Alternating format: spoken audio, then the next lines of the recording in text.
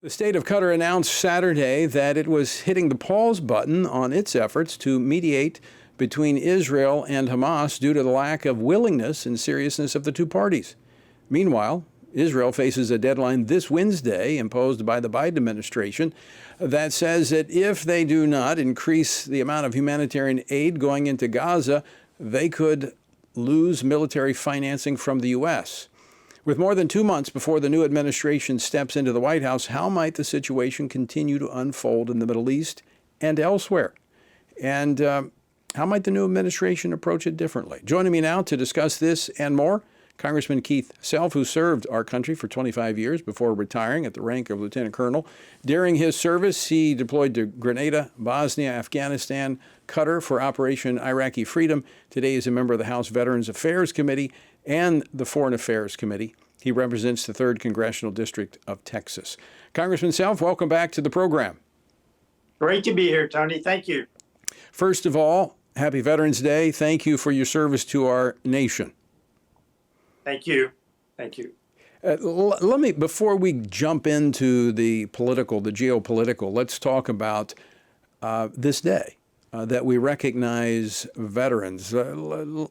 Why is it important that we pause and we take this opportunity to thank those who have donned the uniform and served our nation? Because we want to speak English, not German, Japanese, or Chinese.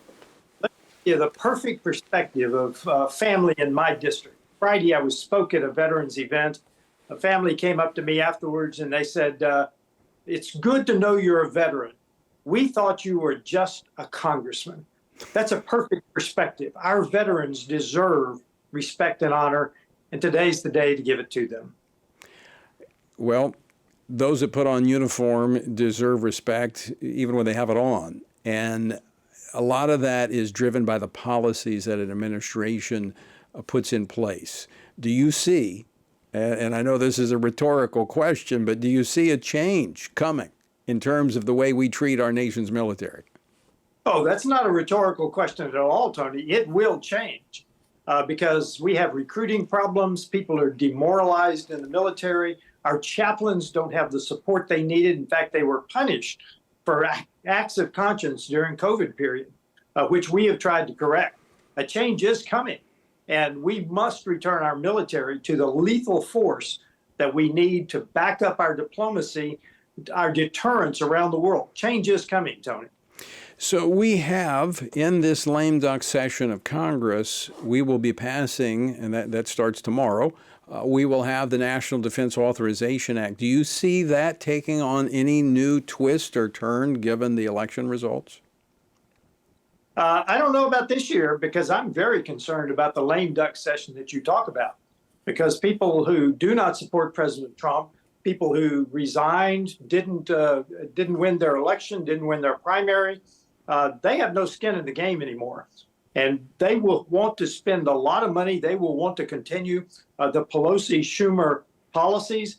I am very concerned about this, Tony. We have got to go back and take a strong stand so that we don't tie the hands of President Trump when he takes office. So do you think there are some within the ranks of Republicans who are not coming back that might join with Democrats to do that? Absolutely. Absolutely. I believe that is entirely possible.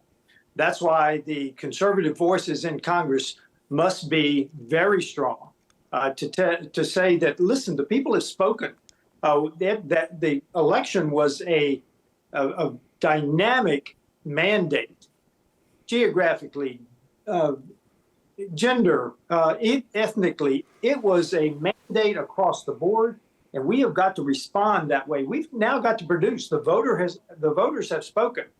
Now it's up to Congress to produce. Also this week, as Congress returns tomorrow, there will be the leadership elections for the 119th Congress. Do you see much of a shift there, or do you think we're going to see the same team leading forward? Well, of course, Lise Stefanik has been nominated as the UN ambassador, so she is already with that race.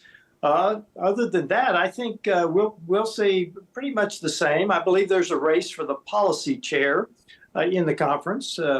But I think pretty much we will see the faces will remain the same, with the exception of Elise, who So obviously she's got a pretty significant post. She's number 4 in the leadership string. Who is stepping forward to pursue that position? Well, there have been a couple. Lisa McLean, Kat Kamick. I think that Barry Moore is considering it. So there will be probably several that will run for that position. They've only got 2 days to line up support, so it's going to be a fast campaign for them. Well, those are the good kind of campaigns because the pain doesn't last very long. You get it you get it over with. Let's turn back, Congressman Self, to the Middle East. An Israeli official told the Times of Israel that Israel is more optimistic about its chances for a hostage deal with Donald Trump in the White House. Do you anticipate movement there soon? Yeah, I believe it's happening already. Qatar expelling Hamas leadership is the first step. I think that people are going to start preparing for a Trump presidency, and I think they're going to start weighing their options even now and making moves so that they will not be behind the 8 ball when President Trump takes office. We've seen it in several areas. Hamas, the day after the election, said, well, maybe we better call an end to this pretty quick.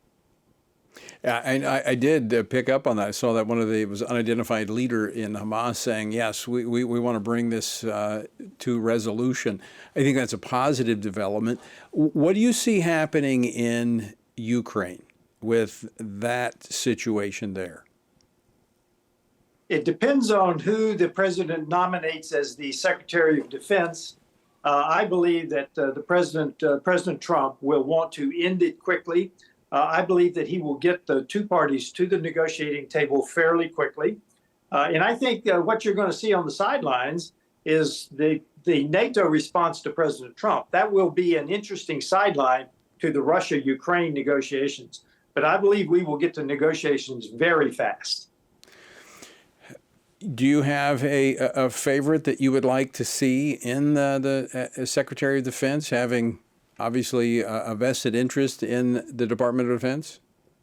All I want is a man that will reestablish the credibility of the United States around the world, the ability to back up, deter our adversaries, to back up a strong State Department who will do the diplomacy knowing that they have a strong, capable, lethal military standing behind them should it be necessary. Congressman Self, the Biden administration, they know the clock is ticking. And do you see the possibility of the Biden administration trying to tie the hands of the Trump administration by pushing for some type of, half-baked deal in the Middle East before time runs out? No, I don't see that, because the Biden administration have been surrogates, almost surrogates for the Iranian regime, which exports terror around the world. They've been allowing Iran to get away with murder, literally. They have allowed both Russia and Iran to sell their oil, to gather their reserves, to execute their nefarious means. And so, no, I don't see the Biden administration making a deal in the Middle East.